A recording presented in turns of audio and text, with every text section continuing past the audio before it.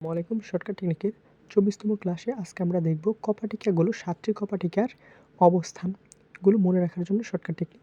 Bicuspid কপাটিকা বা mitral কপাটিকা বা দ্বিপত্রী কপাটিকা। এখানে বাইকাস্পিড কপাটিকার জায়গায় মাইট্রাল কপাটিকা থাকতে পারে।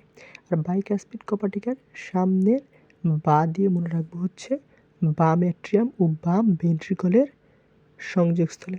ট্রাইকাস্পিড কপাটিকা বা ত্রিপত্রী কপাটিকা, এটা হচ্ছে ডান অ্যাট্রিয়াম ও ডান ভেন্ট্রিকলের সংযোগস্থলে। আর অ্যাওয়ার্টিক সেমিনুলার কপাটিকা, অ্যাওয়ার্টিক সেমিনুলার কপাটিকা থাকলে সেখানে অ্যাওয়ার্টার সংযোগস্থলে থাকবে, তারপরে বাম ভেন্ট্রিকল ও এই যে অ্যাওয়ার্টার সংযোগস্থলে।